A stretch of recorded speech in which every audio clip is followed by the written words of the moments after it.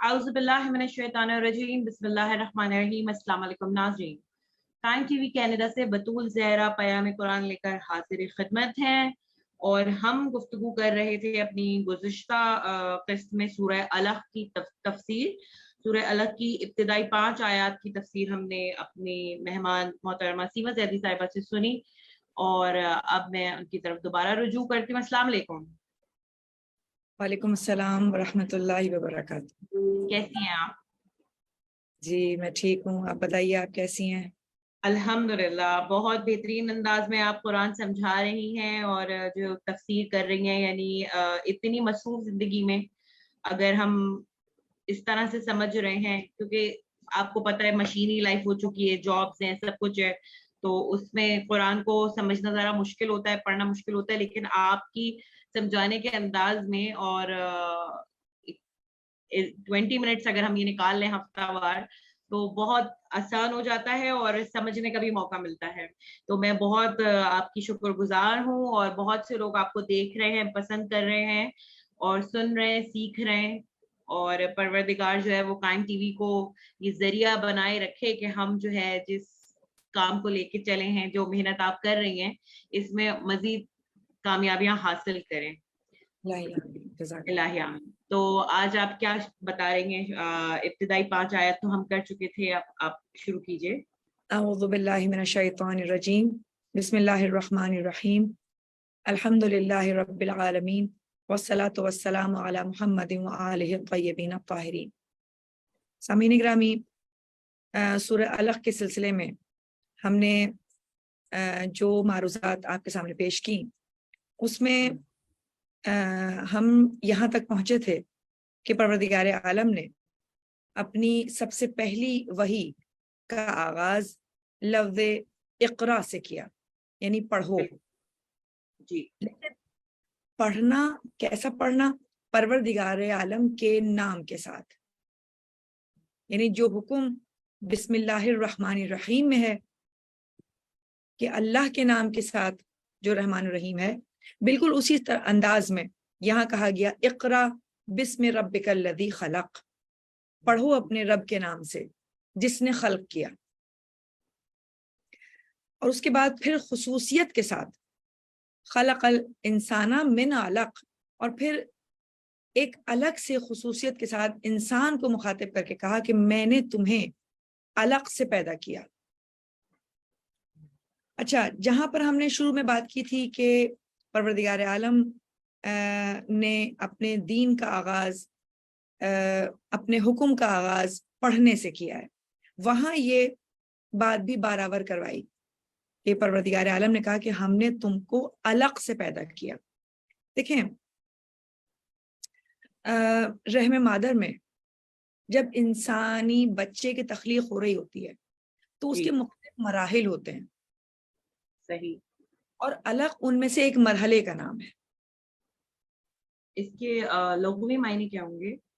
اس کے لغوی معنی گوشت کا لوتھڑا یا منجمد ہوا ہوا خون، جمع ہوا خون، اس طریقے کے اس کے معنی ہیں۔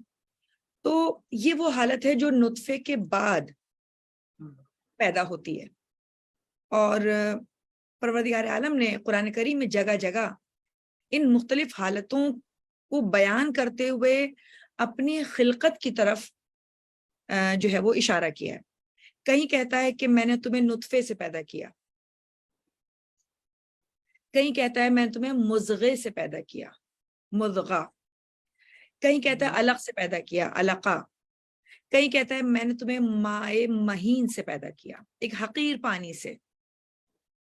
تو یہ جو حالتیں ہیں نا، علق کی، مضغہ کی، مائع مہین کی، یہ وہ سٹیجز ہیں کہ جس سٹیج پر ابھی روح اس کمبینیشن کے ساتھ، اس کمپوزیشن کے ساتھ ابھی شامل نہیں ہوئی ہے۔ اوکے، یعنی وہ ابھی ایک جمے ہوئے خون کی مانند، ایک لوتھڑے کی مانند ہے جس میں ابھی روح شامل نہیں ہوئی، روح اس میں نہیں پھونکی گئی۔ اور پھر اس کے بعد جب اس میں ایک منزل آتی ہے کہ پھر اس کے بعد اس میں روح شامل ہو جاتی ہے۔ یعنی یہ تینوں حالتیں جو ہے نا، علقہ، مضغہ یا نطفہ، یہ تینوں حالتیں جو ہیں وہ انسان پر روح کے داخل ہونے سے پہلے پیدا ہوتی ہیں۔ رب تعارف یہ کروا رہا ہے کہ یہ جو حالتیں ہیں جو کہ ابھی جس کو ہم کہیں گے کہ بالکل ڈیڈ تھنگ، مردہ چیز، میں نے اپنی گزشتہ تقریر میں بھی کہا تھا کہ جمع ہوا خون مردگی کی علامت ہے، مردنی کی علامت ہے. جی، خون جب رواں ہوتا ہے تو زندہ ہوتا ہے.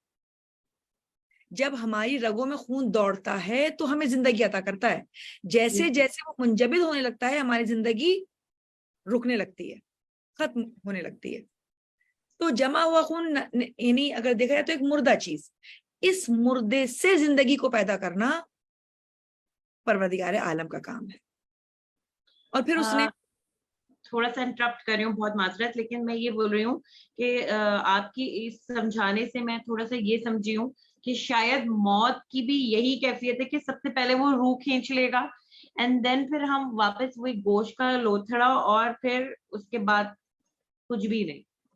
ہاں ظاہر ہے وہ تو خیر ہے.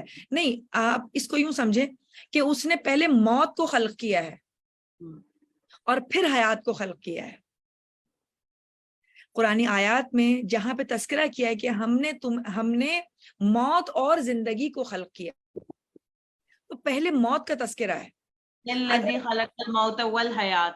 ہاں جی، وہی یعنی ہم اپنی خلقت سے پہلے کے زمانے کو دیکھیں تو ہمارے لیے وہ زمانہ موت کا زمانہ ہے، جہاں ہم کچھ نہیں ہیں اور کچھ نہیں سے کچھ ہو جانا، کچھ ہونا، یہ اس کا سفر ہے. تو پروردگار عالم نے کہا کہ دیکھو یہ جو چیز ہے ابھی تک مردنی ہے، لیکن اسی مردنی سے، اسی موت سے زندگی کو عطا کیا ہم نے تمہیں.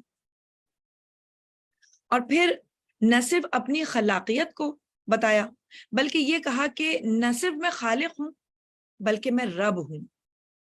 رب میں اور خالق میں فرق یہ ہے کہ خالق اس کو کہتے ہیں کہ جو پیدا کرنے کے بعد ذمہ دار نہیں ہوتا کہ اس کو برقرار بھی رکھے، اس کو زندہ بھی رکھے، لیکن رب وہ ہوتا ہے جو خلق کرنے کے بعد، پیدا کرنے کے بعد اس کی تربیت کے ذمہ لے، اس کی پرورش کا ذمہ لے اور اس کو ایک رشد اور ایک نمو تک پہنچائے.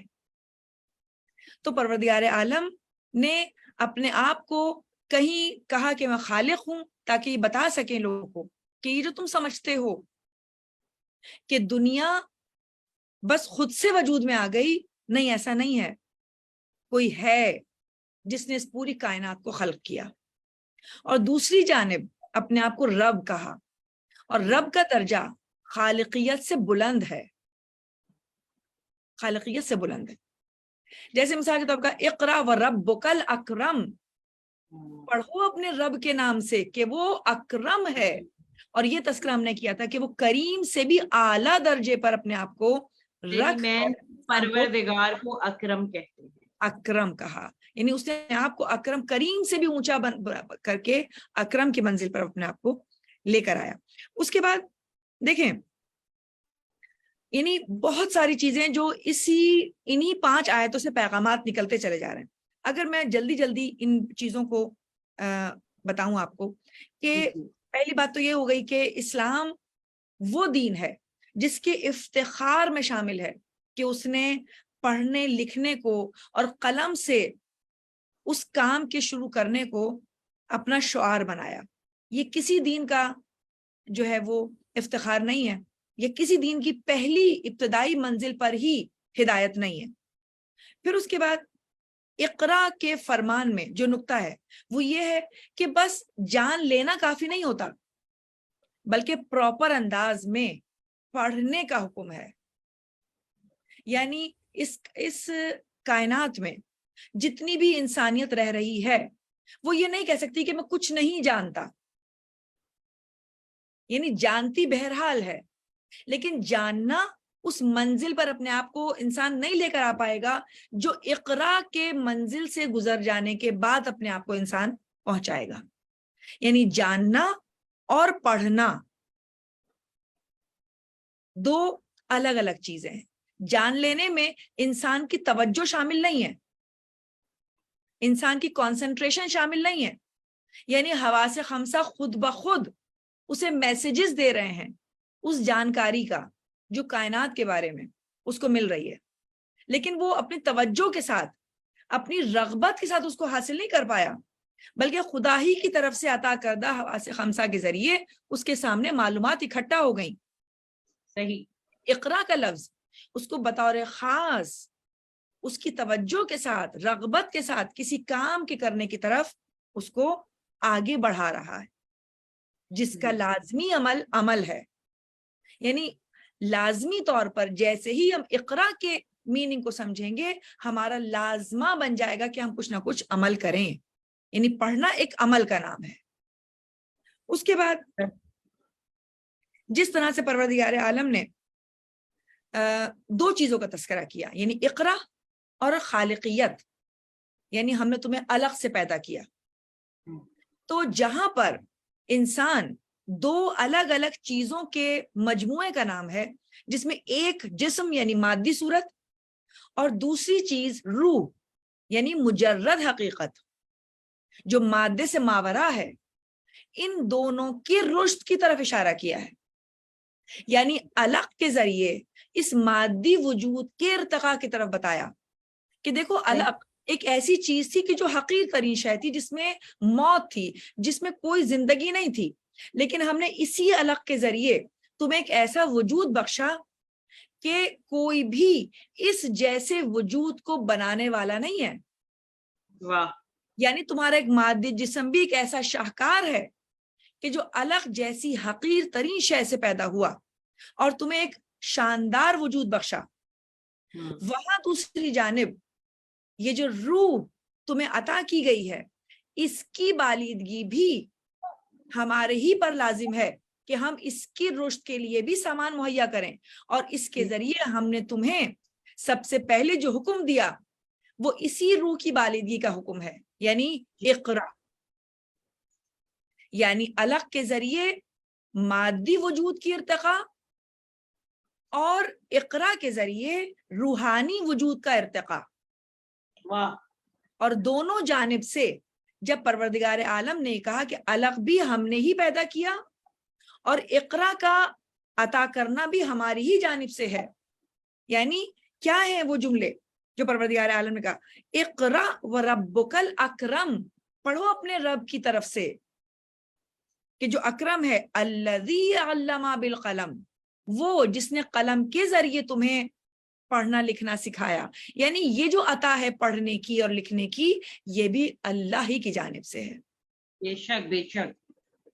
اس میں وہ لوگ جو اپنے آپ کو علم کے میدان میں آگے سے آگے لے کر جا رہے ہیں، توفیقات الہی کے ساتھ شامل آگے لے کر جا رہے ہیں، یعنی ان پر پروردگار عالم کی خاص عطا ہے۔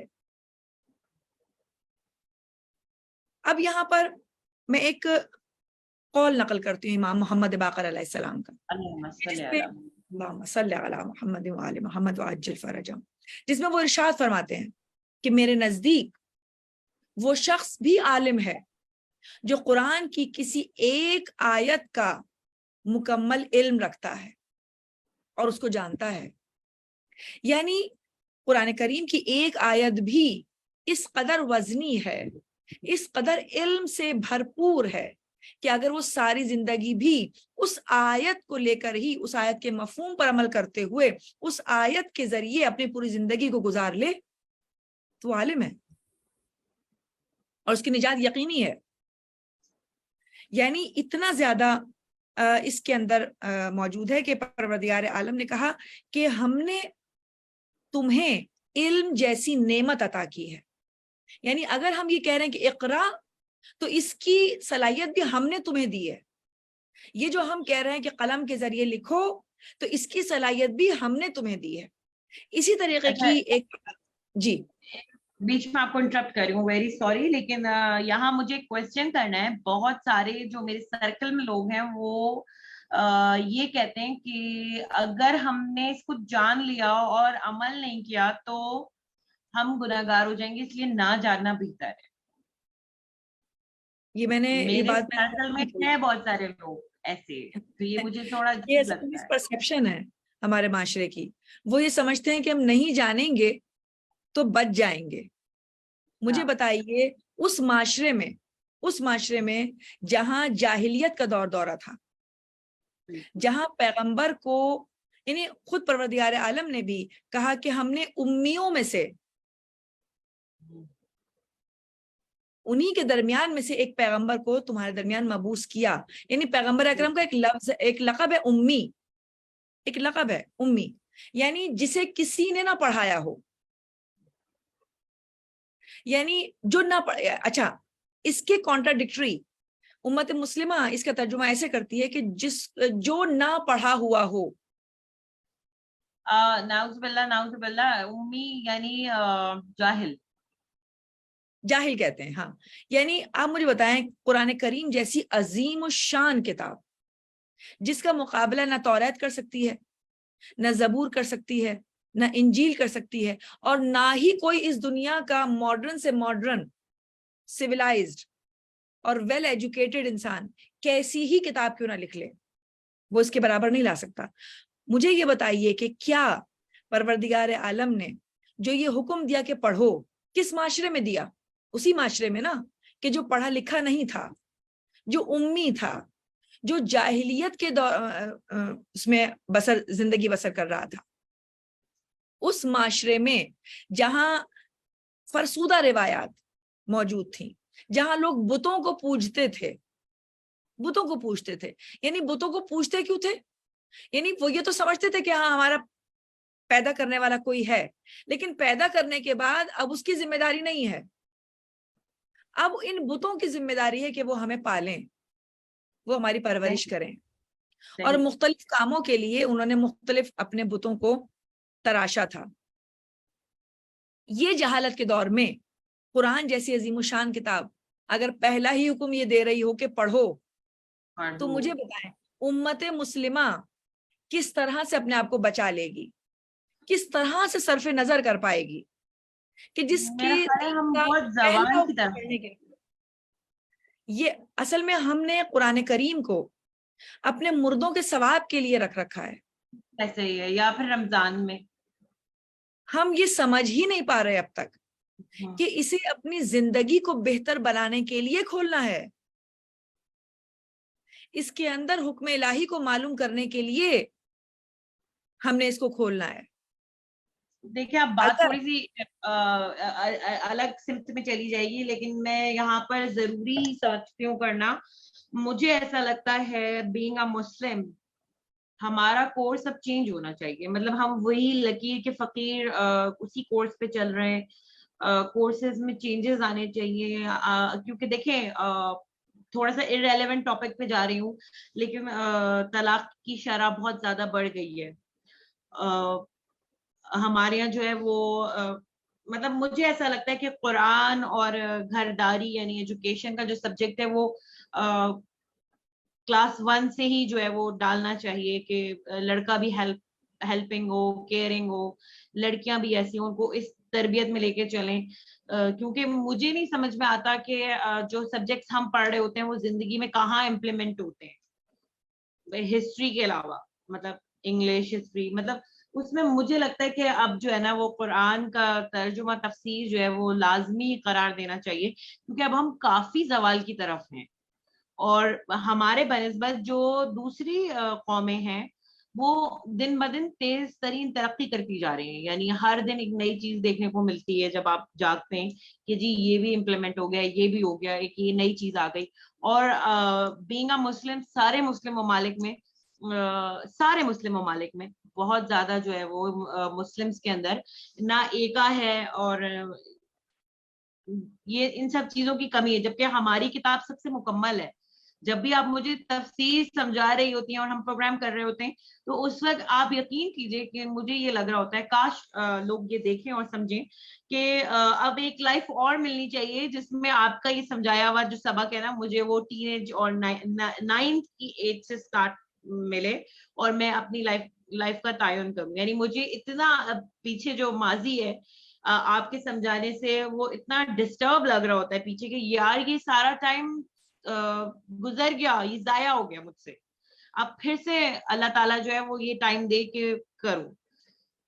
تو پہلے ہی نائنتھ کے جب ہم ہوتے ہیں، یعنی جب لڑکی 9 سال کی ہو رہی ہے کمرے مہینے میں، اور یا بچے بھی ہیں جو، تب سے نہیں اسٹارٹ لے لینی چاہیے یہ چیزیں کہ ہم 18-19 سال کے ہوں تو باشعور اور بالکل ہوش مند اور حواسوں کے اندر اسلام کو سمجھتے ہوئے اپنی زندگی کے فیصلے لیتے ہوئے اور اسلام کے دائرے کو یا اسلام کے رول کو وائلیٹ نہ کرتے ہوئے زندگی گزاریں۔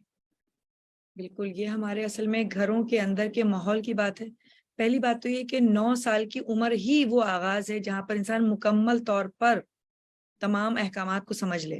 اگر آپ دین کی نگاہ میں ایک 9 سال کی بچی کی عمر، ہمارے یہاں 9 سال کا بچہ کو بچہ ہی کنسیڈر کیا جا رہا ہے، یا اس کو بس پڑھائی کہ تم انگلش بولنا سیکھ جاؤ کسی طریقے سے، اور بس یہ سب، مطلب ہم نہیں دے رہے توجہ، نہیں دے رہے۔ دیکھیں بات یہ ہے کہ یہ ایک زوال آیا ہے مسلم تاریخ میں، اس لیے کہ دیکھیں حضرت کے بعد رسول خدا کے دور میں قرآن کریم ان کے قلب مطہر پر اترا، اور ایک بہت بڑا معجزہ تھا ان کی زندگی کا، ان کے نبوت کا، اور اتنی بڑی دعوت تھی یہ تمام انسانیت کے لیے کہ آؤ اس طرف اور دیکھو ہم تمہیں دعوت فکر دے رہے ہیں۔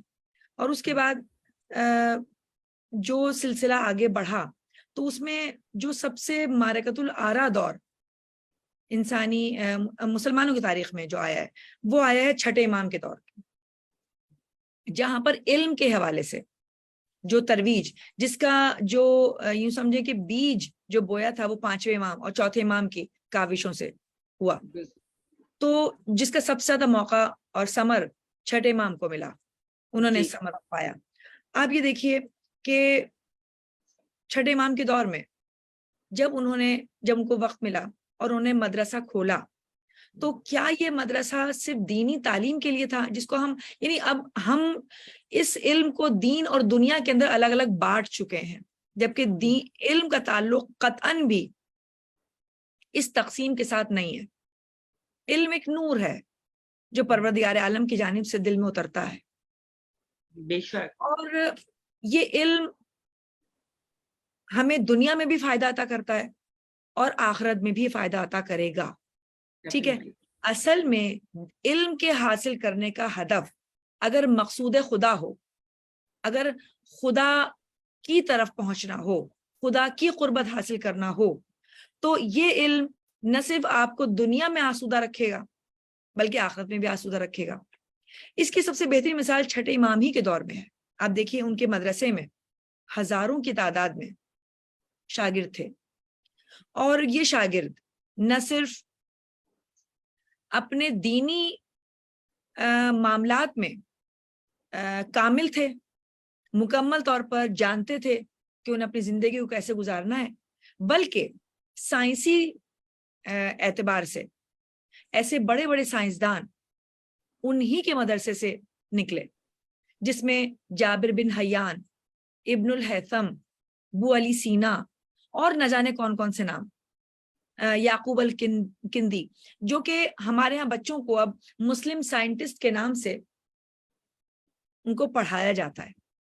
دیکھیں کہنے کا مقصد یہ ہے کہ علم کی نوعیت دینی اور دنیاوی ہم نے بنائی، وہ علم جو دنیا میں فائدہ دے دے، وہ علم جو دین میں فائدہ دے دے، حالانکہ علم تو ہر جگہ فائدے مند ہے، ہر جگہ فائدے مند ہے۔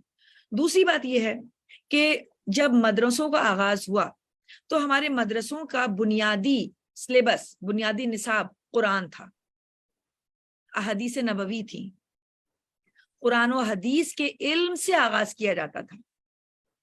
آپ دیکھیے ہماری ابھی 100 سال پرانی بھی اگر ہم تاریخ دیکھیں تو جب بچے کی بسم اللہ کروائی جاتی تھی تو باقاعدہ ایک تقریب منعقد ہوتی تھی۔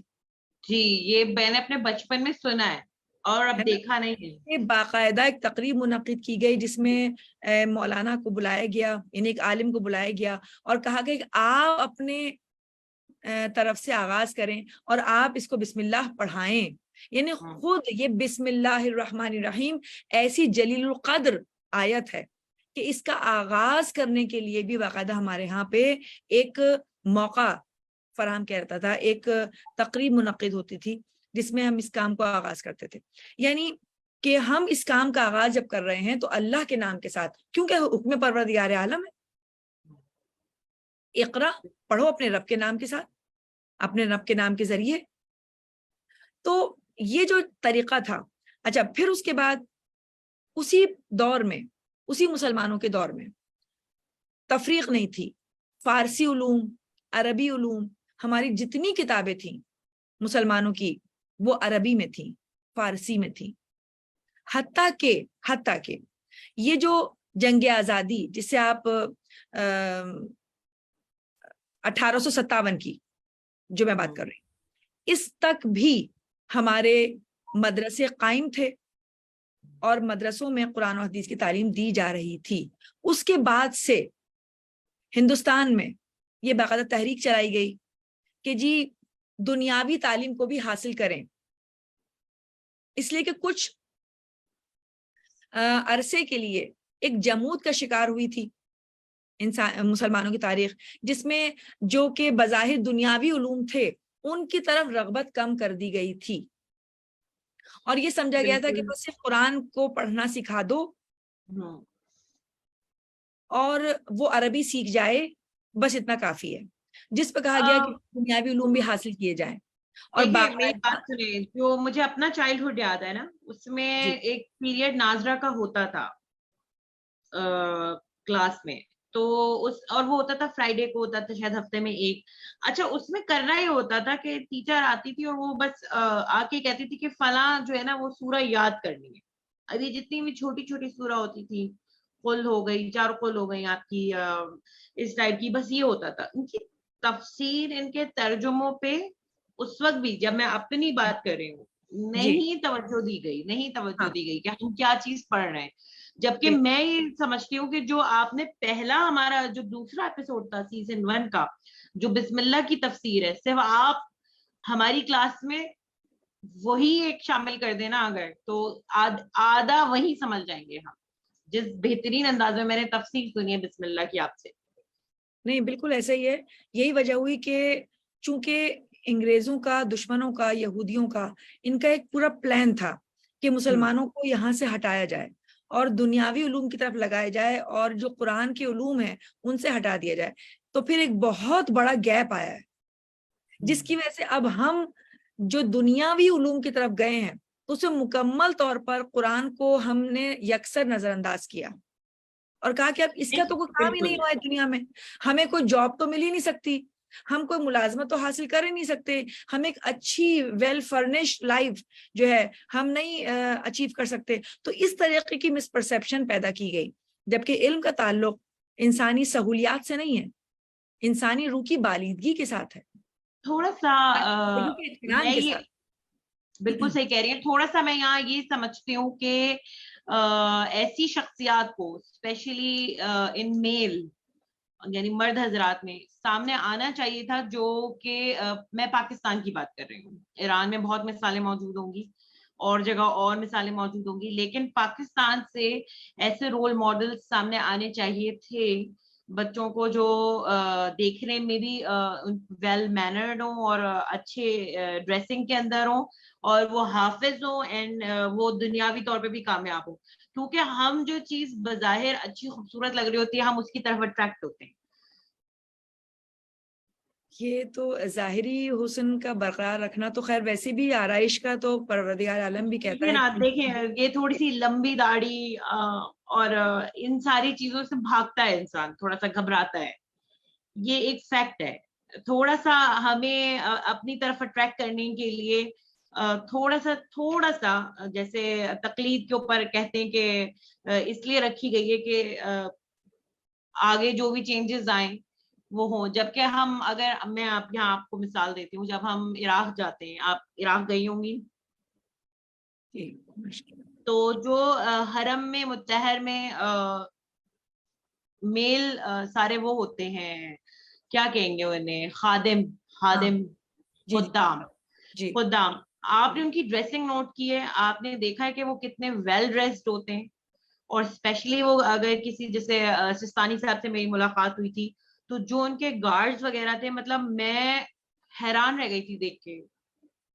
مطلب ہمارے یہاں ایسے تیار ولیمے میں ہوتے، ہم لوگ وہ ڈریسنگ انہوں نے کی ہوئی تھی. اور مطلب آپ ان کی ایک شان تھی، ان کی ایک دہشت تھی مطلب انسپائر ہوئے بغیر کوئی بندہ وہاں سے نہیں گزر رہا تھا.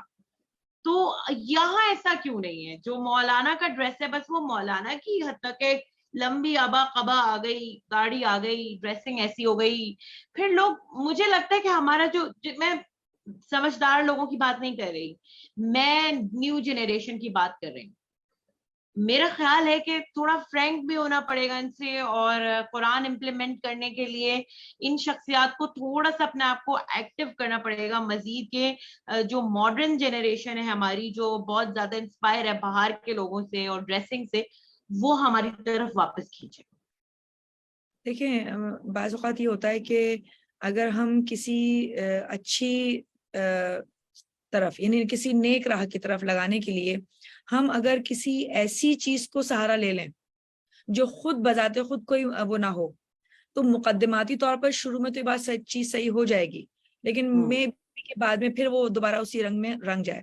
بات یہ ہوتی ہے کہ دیکھیں ہم نے اپنے علماء کو مجالس پڑھتے ہوئے دیکھا ہے، ٹھیک ہے نا. مجالس پڑھنے کے دوران ان کا ایک خاص جو دین نے ان کو ایک رول ماڈل دیا ہے، جو کہ ان کا لباس ہے، وہ ان کے احترام کے باعث ہے.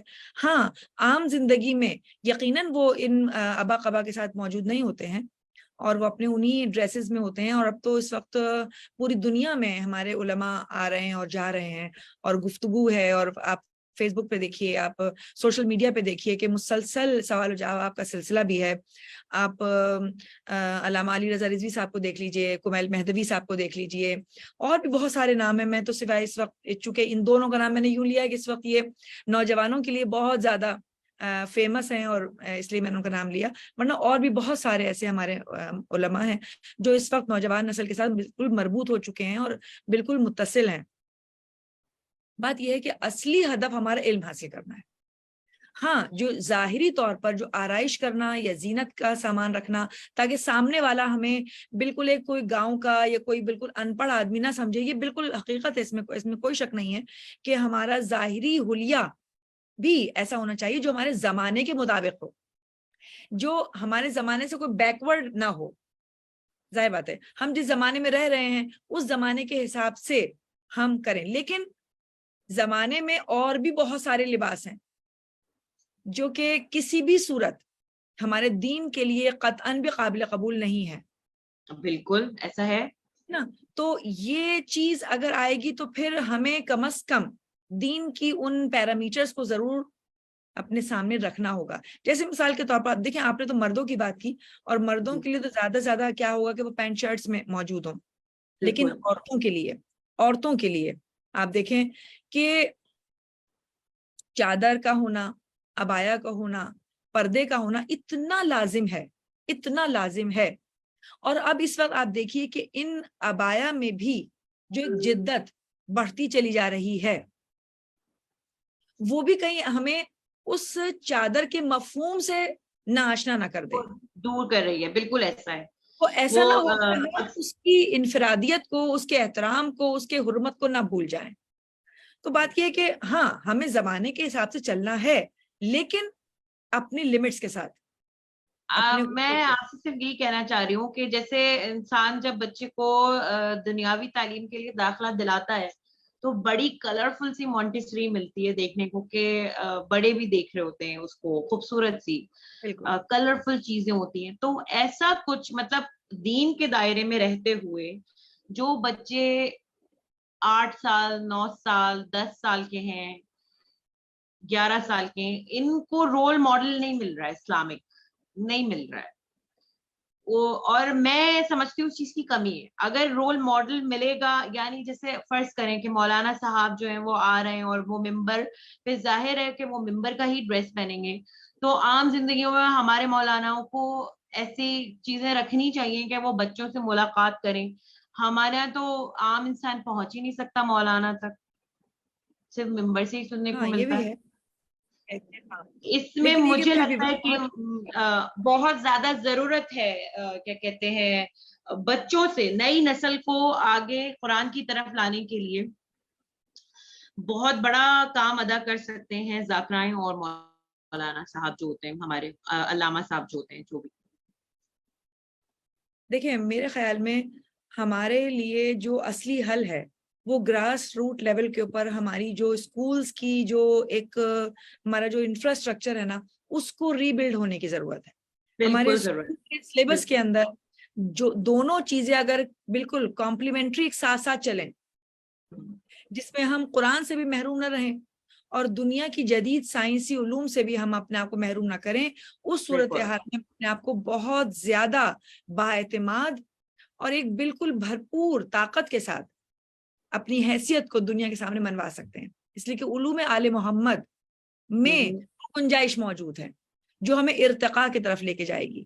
تو یہ پروگرام کافی طویل ہو گیا ہے، بس میں اینڈ یہی سی بات پہ کروں گی کہ اگر ہمارے پاس ہمارے کمیونٹی کے اندر کسی کے پاس اتنے وسائل ہوں کہ وہ اس معاملے میں اس میدان میں آگے آئے اور گراس روٹ لیول پر مونٹیسری کے لیول سے جو پرائمری سیکشن کا جو لیول ہوتا ہے وہاں سے بچوں کو اپنی پڑھائی کے دوران قرآن کی آیات سے آشنائی اور قرآن کی آیات کے مفہوم سمجھانے کے لیے اب یقین کیجئے اس وقت میں اپنے مدرسے میں اپنے بچوں کو جن کتابوں کو پڑھا رہی ہوں اس میں اس وقت آیت کے ساتھ مفہوم کے ذریعے پوری پکچرائز کیا گیا آیت کو اور مفہوم پکچر کے ذریعے پورا دیا گیا ہے. اشاروں کے ذریعے سے آیت کو یاد کروایا جاتا ہے اور پورا پکچرائز کیا جاتا ہے اس کے مفہوم کو، تاکہ بچہ اس کو دیکھ کر جو ہے وہ اپنے ذہن میں اس کو محفوظ کرے.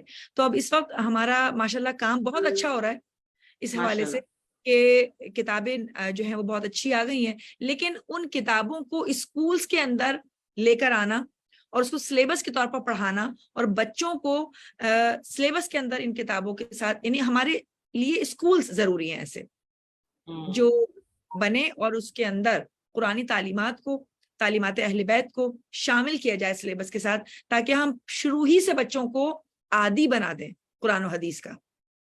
بالکل. اصل میں ناظرین اس گفتگو کو بیچ میں روکے اور جو یہ گفتگو ہم نے کی ہے اس کا مقصد صرف اور صرف یہ ہے کہ جب میں سنتی ہوں تفسیر اپنی مہمان محترمہ سیما زیدی صاحبہ سے، تو مجھے قرآن کہیں سے بھی ایک پرانی کتاب نہیں لگتا. ابھی جس طرح سے وہ تفسیر فرما رہی تھی اس میں سائنس پوری موجود تھی، اس میں سب کچھ تھا. اور پھر کہیں نہ کہیں مجھے احساس ہو رہا تھا کہ کیوں، مطلب آج ہم اتنی جدید تعلیم حاصل کر رہے ہیں، سب کچھ کر رہے ہیں، اسکول میں بہترین کورس ہوتے ہیں، سب کچھ ہوتے ہیں، مگر آپ یہ دیکھیں گے اتنی، یعنی قرآن کریم کتنی پرانی کتاب ہے. اور آج یعنی اگر ہم اس کے اوپر ریسرچ کرنا شروع کریں تو آج کے بھی مسئلے سارے اس کے اندر موجود ہیں.